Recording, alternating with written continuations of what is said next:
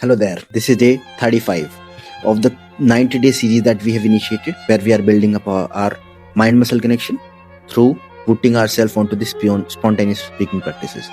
So, this is day 35 for that.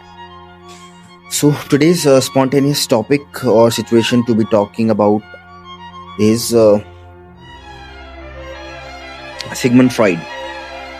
Although, hands up, I am not a professional psychologist, even though I do not even belong to this field of psychology as well. So I haven't gone through Freud at all. That is what I would say, at all.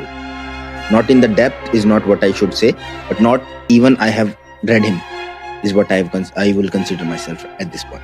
So still, let's talk about him, right? We anyway have to talk about anything. So Sigmund Freud, his theories, his work of the late 80s and 90s was revolving around how mind is something where everything is happening. He classified mind into several layers, calling the subconscious mind or the conscious mind as the tip of the iceberg, saying the conscious mind that we can access to is just the tip of an iceberg, maybe 1 or few percent only.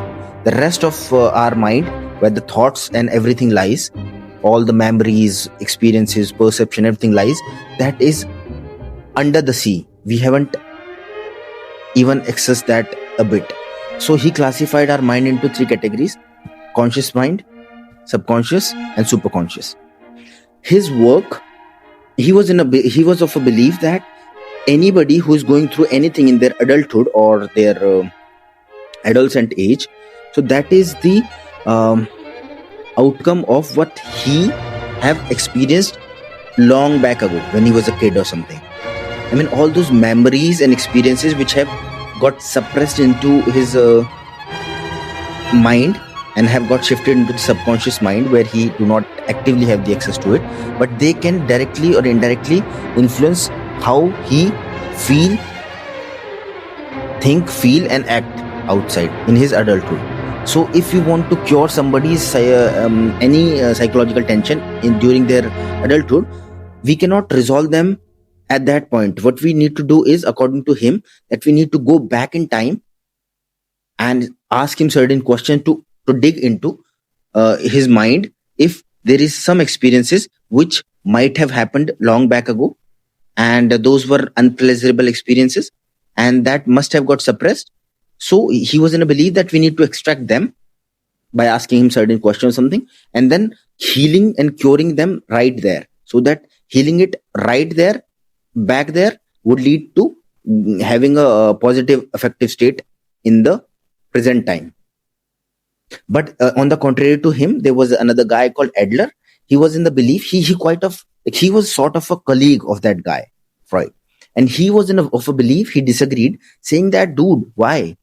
I mean, why do we need to, in order to feel happy, why do we need to go back in somebody's life and his mind and scratch all those wounds that lies somewhere down there, and which he is not even aware, and going back there, picking them up and bringing them into the present life and making them alive one more time. And of course, yeah, in order to solve them. But why do we need to do that? If just for the sake of experiencing a positive, effective state, is that what we want? We can do that anyway, he said. Adler said that, do you know how important it is for someone to focus upon present? He said ki if we would just focus upon our life right away, right now, what is going on, like especially during our adulthood, there is so many things what one needs to do. He need to focus upon his career. He have his immediate goals to achieve. He has his immediate, midterm and long-term goals to achieve. And he highlighted how important it is to achieve those goals.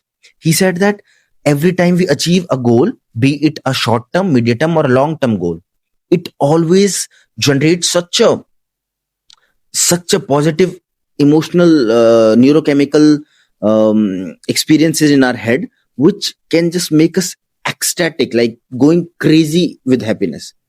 He said that. So rather than going beyond and back and then scratching all those wounds and then bringing them into life once again, why don't we just focus upon present time and then working upon our immediate or short term or like medium term or long term goals, and let the chemistry, the chemicals in our head, being it dopamine, the reward system, reward hormone mechanism of the brain, that is also known as the exciting hormone, like it makes us feel excited to do those activities even more, which have led us to the creation, or the the creation of dopamine in our head. So that is more exciting, it will bring more excitement into one's life. So engaging into those practices which may boost the production of dopamine would not only reward him with the positive affective state, but as well as will make them being more excited to engage into those activities even more. And then there are certain other activities as well which might boost certain other neurochemical states inside one's head by focusing upon present time, which is engaging into social relationships. He said that building social relationship is the one of the most fundamental thing that human being can do. I mean, engaging into